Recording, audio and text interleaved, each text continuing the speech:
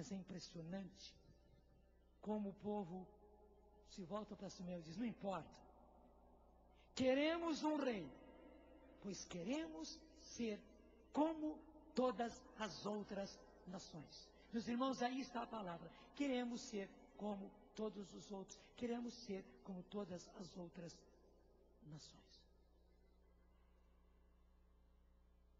Na verdade, o povo estava proclamando a sua independência de Deus. E eles não imaginavam a loucura que eles estavam fazendo. Deixa eu dizer uma coisa muito importante. Nós hoje vivemos numa sociedade que cometeu a mesma loucura do povo de Israel. A loucura de proclamar a própria independência de Deus. Talvez você, graças a Deus, não tenha proclamado essa independência e não tenha querido viver essa independência de Deus. Mas só que, infelizmente, meus irmãos, foi uma sociedade inteira. Assim como lá no paraíso terrenal, aquele que um dia disse, no céu ainda, não servirei, foi isso que Lúcifer fez. Ele era o anjo mais perfeito, mais sábio, a quem Deus deu maiores poderes, até mesmo mais luz. Daí o nome dele, Lúcifer, o portador da luz, o que traz a luz. Mas ele, no seu orgulho, por ser assim, tão sábio, tão poderoso, julgou-se igual a Deus e disse: não servirei, não vou servir, não quero servir. Proclamou a própria independência, e com ele uma multidão de anjos também. Foi a desgraça deles. Mas o pior é que quando Deus fez a criação de nós, seres humanos, Lúcifer e seus anjos, que agora já eram demônios, eles que eram criados por Deus para servir, não quiseram, tornaram-se o contrário.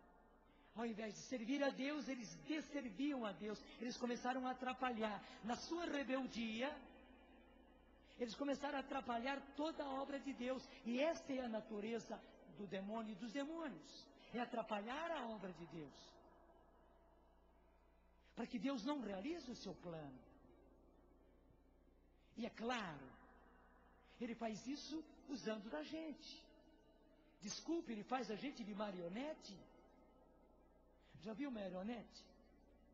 Que vai fazendo aqueles gestos todos, que até anda, mas conduzido pelas cordinhas, que até mesmo mexe a cabeça, que mexe a boca, mas através daquelas cordinhas. É isso que ele faz. Ele introduziu-se na história da humanidade para a mesma coisa, para que os homens não servissem mais a Deus, não obedecessem mais a Deus. E aí que aconteceu? A desordem entrou no mundo. Porque, meus irmãos, quando não se obedece mais, quando não se serve mais, quando não se segue mais as orientações de Deus, nós acabamos caindo na desordem, que é o oposto da ordem. Fruto direto da rebeldia é a desordem.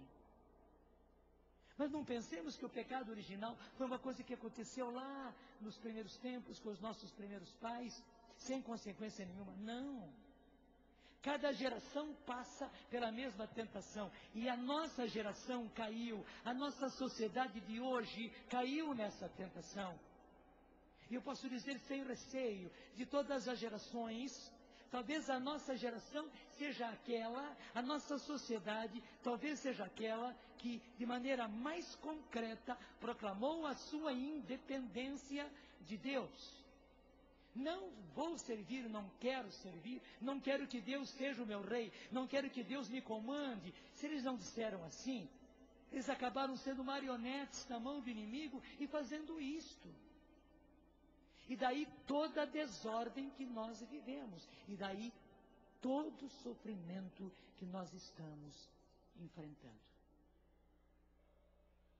Nós estamos justamente num acampamento em que nós viemos para proclamar: eu e minha casa serviremos ao Senhor. É o oposto do não servirei. Eu e minha casa serviremos ao Senhor. Porque também nós já estamos cansados do sofrimento, da dor, por causa da desordem que reina na nossa sociedade. E as consequências, meus irmãos, estão sobre as nossas cabeças, porque são os nossos filhos que nós estamos perdendo. Verdade ou não é? A partir do nosso casamento. Ainda nesses dias, conversando com uma senhora, muito próxima à Canção Nova, conversando por telefone, eu fiquei abismado. Eu nunca imaginei. Ela me disse: que bom que o senhor telefonou, porque... E começou a chorar. Eu perguntei: o que está acontecendo? Disse: é o meu marido. Disse: o que aconteceu com o seu marido? Ele já estava... E agora a coisa piorou muito, ele está encantado com uma outra moça, bem moça. Tudo está se desmoronando. E esse encantamento tornou-se encantamento mesmo. Gente, eu nunca imaginei aquela família que eu conhecia tão bem, ela e ele que conhecia tão bem, e eu os conheço, isso estivesse acontecendo com eles. Por aquilo que rapidamente ela me escreveu, porque era uma conversa por telefone, a impressão que eu tive que essa moça, como realmente um encantamento, você sabe o que é encantamento, né? É de fadas e de bruxas. Como por encantamento, aquela mulher, aquela moça, pegou-o pelo nariz, assim, e foi puxando e foi atraindo. E ele que era um marido, um pai, de família, está agora atrás do encantamento de uma outra mulher. Mas eu não culpo a ele totalmente. Não, ele está errado, claro que está errado.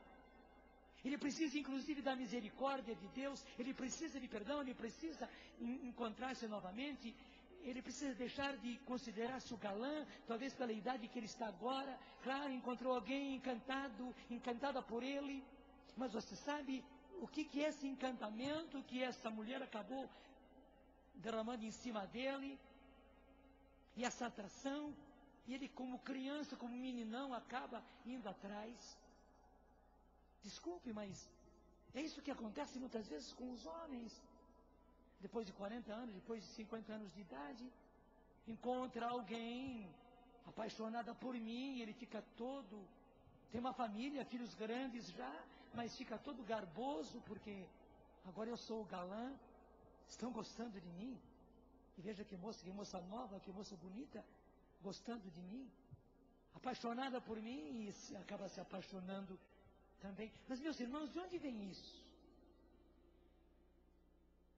É da desordem que está a nossa sociedade, e o resultado dessa desordem caindo sobre as nossas próprias cabeças, fazendo desmoronar o teto das nossas próprias casas. Verdade ou não é? Isso é o resultado da independência que a nossa sociedade proclamou. Não quero mais servir a Deus, não quero servir os mandamentos de Deus. Eu vou fazer aquilo que me dá na telha.